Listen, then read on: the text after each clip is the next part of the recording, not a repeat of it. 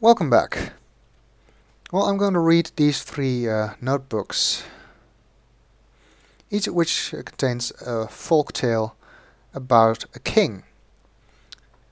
Actually, the same king we've already read the other notebooks about, but this is not just the backstory of the king, but an actual tale about them. First one is Mammon's story.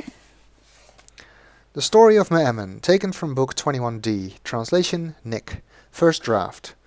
This is similar to the notebook we found in Either Chemo with the story of Showmat. And a dark sickness spread through the city, and sores broke out on the skin of those who the sickness touched. Might be better translated infected, but touched fits with the literary style. And some began to die.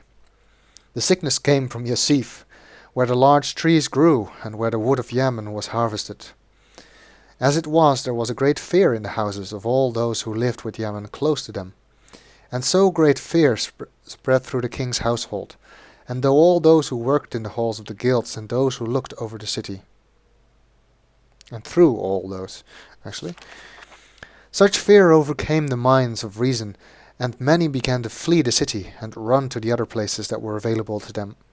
But King Mammon was angry at those who ran, and was himself unafraid, literally not of fear. And so he called for the healer, Grandmaster Shemeth, to come to his room. And though Shemeth was preparing to flee, he obeyed his king and came to him quickly. Grandmaster Shemeth, the king asked his healer, have you not read the histories of our people?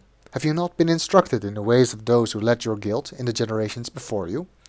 Are you not aware of the plague that this place has already seen? My king, it is for these reasons that I am prepared to flee, for I know those who died and those who were unable to prevent it from taking a hold of them. I know of this plague in detail. And the king answered, Depart. I have no time for you, Shemeth. Depart to your own age, and do not return to this place again. May it be that my eyes never look upon your face again. And Shemeth departed from King Mammon, and he never saw him again. And King Mammon called for Guildmaster Annam of the Guild of Healers. And though Annam was preparing to flee, he obeyed his king and came to him quickly. Guildmaster Annam, the king asked his healer, have you too not read the histories of our people? Have you not heard the ways of those who led your guild 3,000 years ago? My king, of course. It is for these reasons that I know what may happen to our people. It is for that reason that we must protect ourselves first, so that we may protect those who trust us for protection. It is not how I would have thought. Depart with your master, and may I never see you again, King Mammon ordered. And King Mammon called for Guildmaster Rahman of the Guild of Healers. And though Rahman was preparing to flee, he obeyed his king and came to him quickly.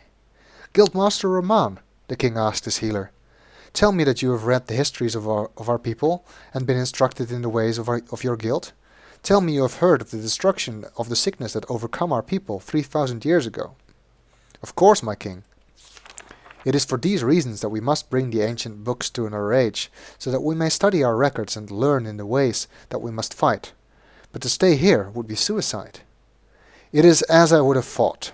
Depart with your master, and may you never see the light of the lake again, King Mammon ordered. And King Mammon was greatly disturbed and troubled, and he stayed in his room for 4 nights. His servants brought food for him, but he refused to eat. And his servants brought advisers, but he refused to speak. And all of those around him became worried, as more of the city became empty. And finally King Mammon called for Guild Captain Iram of the Guild of Healers. And Iram was studying in the guild, and he obeyed his king and came to him quickly. Guild Captain Iram, the king asked his healer, tell me that you have read the histories of our people and have been instructed in the ways of your guild. Tell me that not all of Dani is running in fear of the sickness that can be defeated. Of course, my king. It is for these reasons that I have not left my class since I have first heard of the sickness appearing in the districts where the trees appear. I understand that our father, the honored Guildmaster Jason, worked for 6 years even after the Book of Berneni was found. He worked day and night and stood by our people as he sought to save them from the sickness that had even infected our king. It is for these reasons that I will not leave this place until this sickness is no longer in our city. Tell me whatever you need, and it will be yours. You are most honored in this palace today, and Dani will be saved because of you.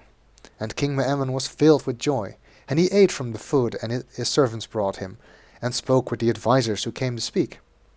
As it was, Irem spent day and night without sleeping for 4 more days, and on the 5th day the cure was found and the sickness was deadly no longer.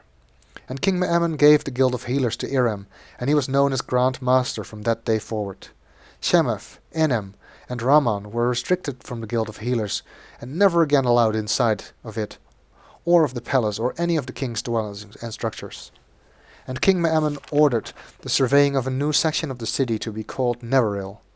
And this section was to be away from the city, so that any sickness brought from the other worlds would not be brought to the heart of the city, but instead away from it, so that fear would not spread again. And he ordered that the story of Grandmaster Irem be taught to all of those who were instructed by the Guild of Healers from that day forward, so that none would forget the power of Dunny and the great strength of their medicines and learning. Seems a good place to stop. I filled in a few words that I weren't sure about, but overall I feel pretty good about this one. All this corroborates the story of King Mammon we've already read on the rooftop about the sickness and the establishment of Neveril.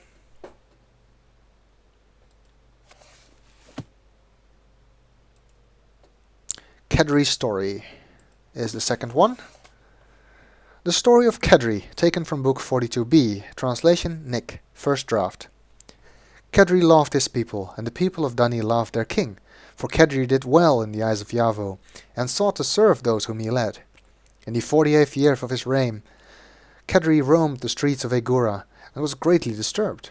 For even though all people, rich and poor, loved their king, Kadri saw that the entire island of Agura was filled with those who were prosperous, and those who governed Dunny. "Where are my people?" Kadri asked to those who walked with him. "All around you," they answered, pointing to the crowds that followed them. "Yet I do not see my people here. I see masters of the guild, and I see owners of our stores. But I do not see those who have no option to join our guild, or those who have built the stores. Where are my people on this island?" So the king called together his counselors and expressed his disappointment. And he ordered that a new place isn't right, but I'm having trouble with this word, not the usual district word either, although that might be a better translation, or home, be built on the island, and that the name of the place be Shamathen. He ordered that Shamathen be made available not to those who did possess the wealth and stature of the elite, but to those who were not so fortunate. Still, they were his people, and the area was built, and Kadri was joyful to see his people live in such a place. Same word again. A short while later, after the area of Shamathen began to grow, Kadri was walking through the city, conversing with his people and telling them of his plans. And Kadri was led to the common library, because he wanted to see the ages that he heard his people talk of. And again the king was disturbed, and asked his advisers, "Where are the books that the great Dunny have written?" "All around you," they answered, pointing to the rows of books that lined the shelves. "Yet I do not see the ages of our people here. I see ages that resemble field school assignments for the students of writers. I see ages that not even those students would visit, much less a king. So I will ask again, where are the great ages of Dunny?" So the king returned to his palace and ordered his counselors to bring his most prized books. The book of the king, his most prized book, The Age of the King, written during the reign of his grandfather, to the common library, so that the people of Dunny might be able to see the skills of the great writers, even as he had seen them. And the people loved their king more than they had before. So the king called his advisers and ordered them to add to the great temple, so that Yavo might be pleased, and so all of Dunny could visit their god. Really, it's a form of Yavo again. I thought God made more sense though. In his house, just as those with money, an inherited kind of money, were allowed to do. The king ordered them to add to the opera house, so that all of Dunny could hear the skills of song of the people, just as those with money, an earned kind of money, were allowed to do. The king ordered them to add to the district of Balari, so that the area started by King Rakeri might not fall into disrepair, but be treated as all other areas of the city, and that all of Dunny might live in prosperity, just as those with money, both earned and inherited, were allowed to do. And all people of Dunny grew to love their king more than they had before.